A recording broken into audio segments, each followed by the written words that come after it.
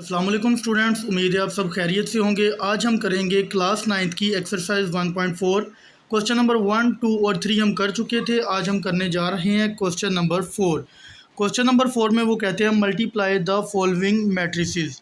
तो इन मैट्रिसेस को आप मल्टीप्लाई करेंगे। मल्टीप्लाई करने का क्या तरीका है हम लास्ट लेक्चर में भी डिस्कस कर चुके हैं। आज उसको मज़ीद डिटेल से देखेंगे। आपने रो को पहले मैट्रिक्स की रो को दूसरे मैट्रिक्स के कॉलम के साथ मल्टीप्लाई करना होता है।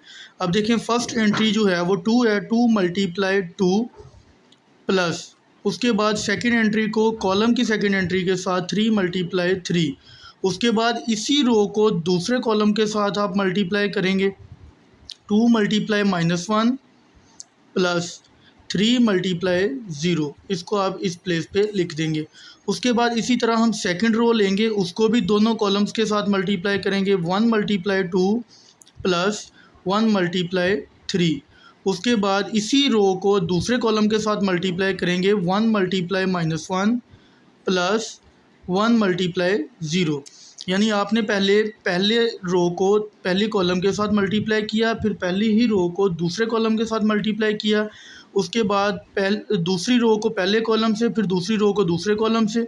अब हम थर्ड रो लेंगे, उसको पहले कॉलम के साथ मल्टीप्लाई करेंगे। 0 मल्टीप्लाई 2 प्लस -2 मल्टीप्लाई 3।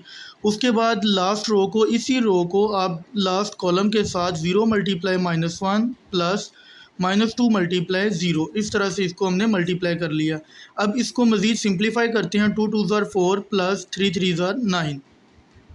2 1 ज़ार 2 और साथ माइनस है तो माइनस लगा दिया, प्लस 3 0 0। 2 1 ज़ार 2 प्लस 3 1 ज़ार 3। 1 ये -1 आ गया। 1 जब -1 से मल्टीप्लाई होगा तो -1 आ जाएगा, प्लस 1 0 0।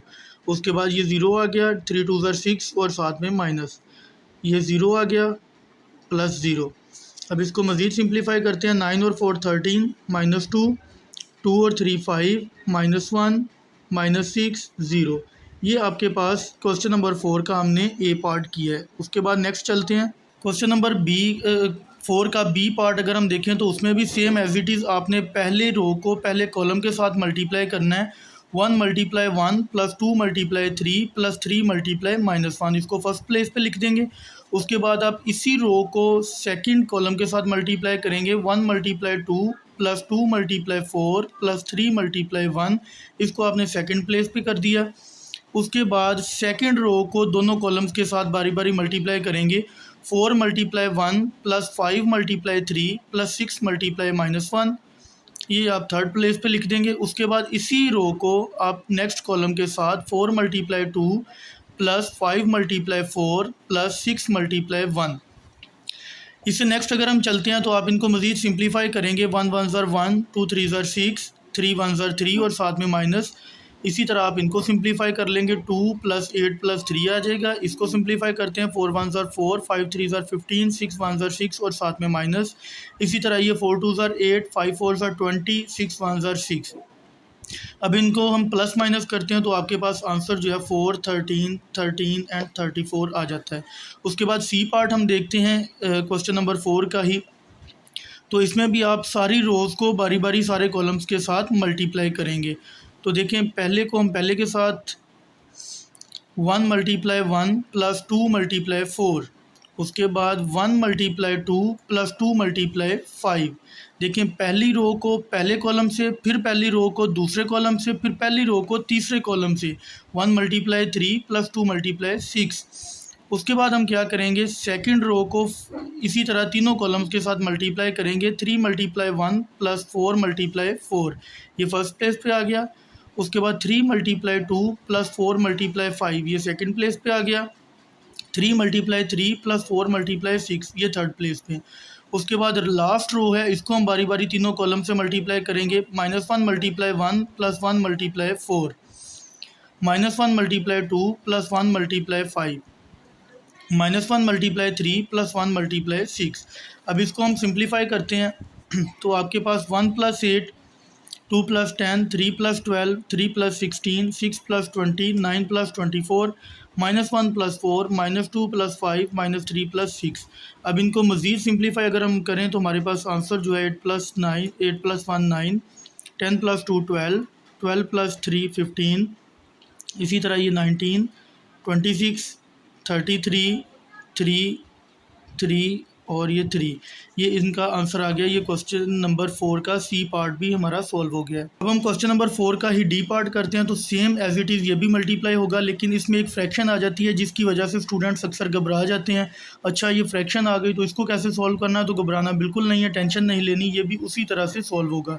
देखिए 8 × 2 + 5 × -4, फर्स्ट हमने फर्स्ट रो को फर्स्ट कॉलम से मल्टीप्लाई कर लिया।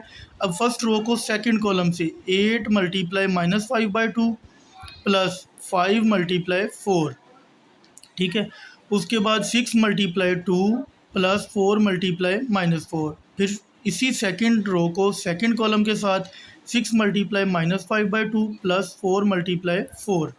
अब हम इसको मज़ीद सिंप्लीफाई करते हैं। 8 2 ज़ार 16, 5 4 ज़ार 20 और साथ में माइनस, इधर ये कट जाएगा, 2 1 ज़ार 2, 2 4 ज़ार 8, तो 5 4 ज़ार 20, -20 यहाँ पे आ जाएगा, प्लस 5 4 ज़ार 20, 6 2 ज़ार 12, -4 4 ज़ार 16। और इसी तरह से अगर हम इसको सिंप्लीफाई करें तो 2 3 ज़ार 6, 3 5 ज़ार 15 और साथ में ये माइनस, और 4 4 ज़ार 16। अब इसको मज़ीद सिंप्लीफाई करें, देखें फ्रैक्शन इजीली सॉल्व हो गई। उसके बाद हम मज़ीद सिंप्लीफाई करते हैं, -4 0, -4 1। तो बेटा कोई भी क्वेश्चन अगर उसमें फ्रैक्शन आ जाती है या उसमें कोई भी कॉम्प्लिकेटेड क्वेश्चन आता है तो आपने घबराना नहीं है, उसी पैटर्न को फॉलो करना होता है। मेथड आपका सेम रहे, इंशाल्लाह क्वेश्चन जो है वो आपको डिस्टर्ब नहीं करेगा। अब हम इसका ई पार्ट करते हैं। क्वेश्चन नंबर 4 का ई पार्ट कर रहे हैं हम, एक्सरसाइज 1.4 क्लास 9th। -1 × 0 + 2 × 0, -1 × 0 + 2 × 0, क्योंकि यहाँ पर ये सेकंड मैट्रिक्स जो है वो सारा ज़ीरो ही दिया गया है। अब 1 × 0 + 3 × 0, फिर 1 × 0 + 3 × 0, तो ये आपके पास 0 0 आ जाएंगे सारे जब हम मल्टीप्लाई करेंगे, क्योंकि ज़ीरो को किसी भी नंबर के साथ मल्टीप्लाई करें तो वो ज़ीरो कर देता है उसको। तो इस तरह से ये हमारा क्वेश्चन नंबर 4 के सारे पार्ट सोल्व हो गए हैं। अब हम क्वेश्चन नंबर 5 पे चलते हैं। क्वेश्चन नंबर 5 में वो कहते हैं कि let A = this, B = this, C = this, verify whether AB = BA। हमने चेक करना है कि क्या AB जो है वो BA के इक्वल आता है। तो हम लेफ़्ट हैंड साइड लेते हैं, उसमें A मैट्रिक्स को पहले लेंगे, B मैट्रिक्स को बाद में लेंगे, ठीक है। इसको आप उसी तरह से मल्टीप्लिकेशन कर लेंगे जिस तरह हमने क्वेश्चन 4 के सारे पार्ट किए हैं। मल्टीप्लाई करने के बाद आपके पास जो आंसर आया ये लेफ़्ट साइड का आंसर है।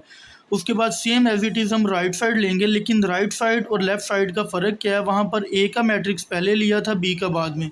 यहाँ पर बी मैट्रिक्स पहले लेंगे, ए मैट्रिक्स बाद में लेंगे। मल्टीप्लिकेशन का हमारा प्रोसीजर बिल्कुल सेम रहेगा।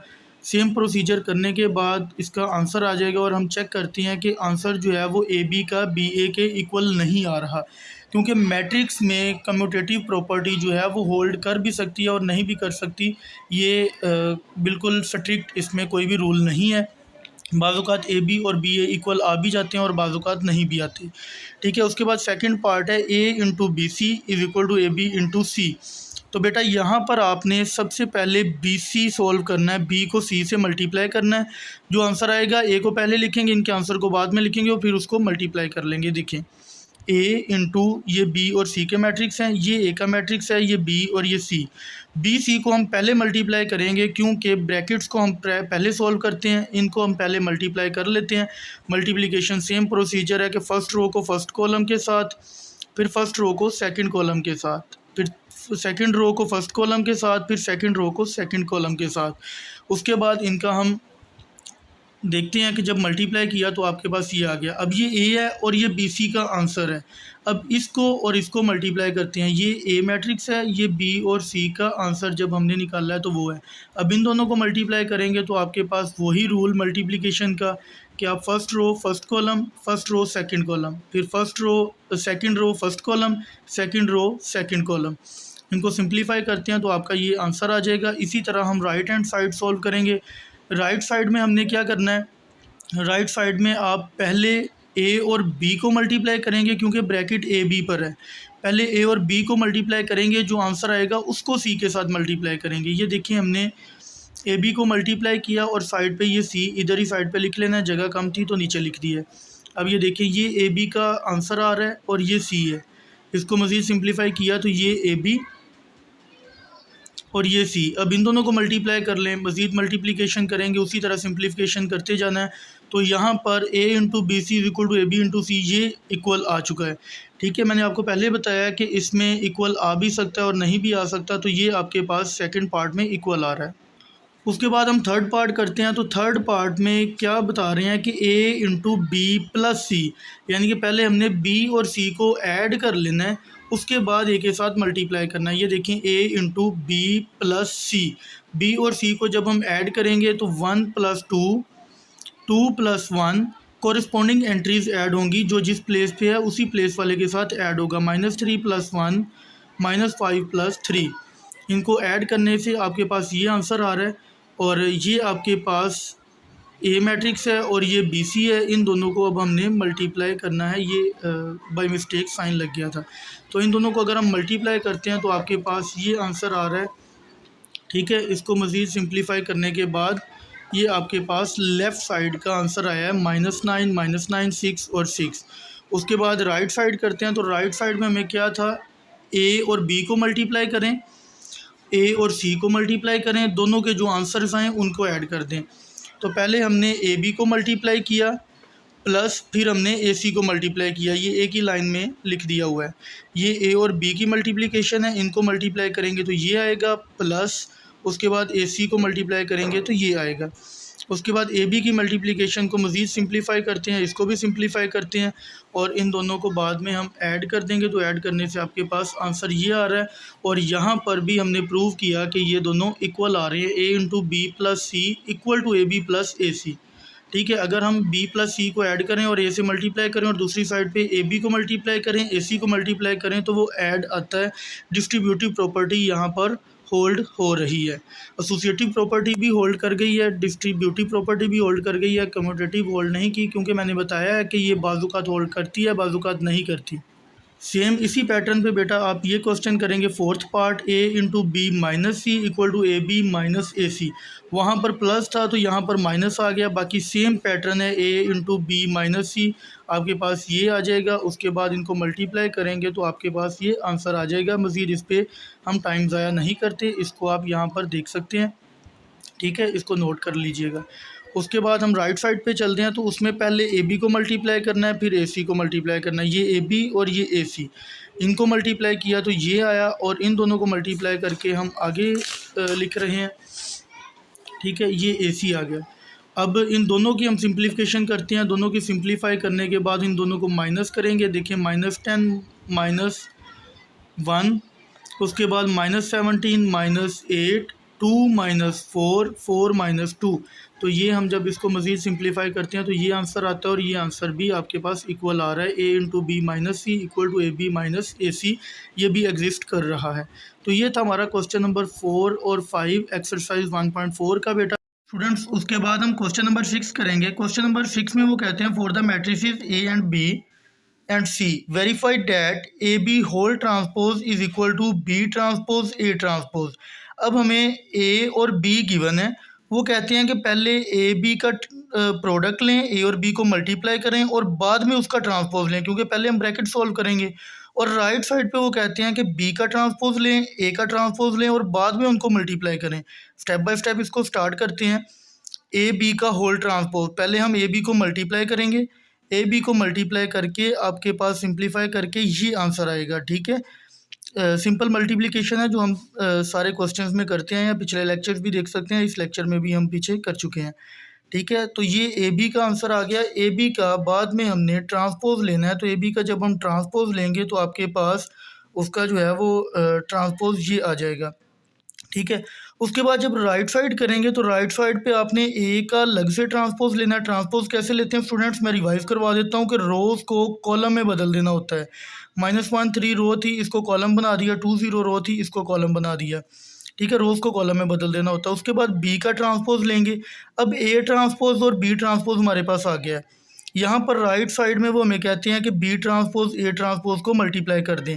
पहले हम लिखेंगे बी ट्रांसपोज, बाद में लिखेंगे ए ट्रांसपोज, यहाँ पर साथ में आप मेंशन कर देंगे B transpose A transpose equal to, ये बी ट्रांसपोज का आंसर है, ये ए ट्रांसपोज का आंसर है। इन दोनों को जब हम मल्टीप्लाई करते हैं, मल्टीप्लिकेशन वाला वही सेम रूल है कि रो को कॉलम के साथ मल्टीप्लाई करना है। 1 मल्टीप्लाई -1 -3 मल्टीप्लाई 3, ये लिख दिया।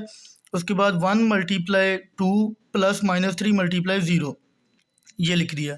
उसके बाद फिर 2 मल्टीप्लाई -1 प्लस -5 मल्टीप्लाई 3 और 2 मल्टीप्लाई 2 प्लस -5 मल्टीप्लाई, उसके बाद हमारे पास इसको मज़ीद हम सिंप्लीफाई कर लेंगे। सिंप्लीफाई करने के बाद आपके पास ये आंसर आ जाएगा।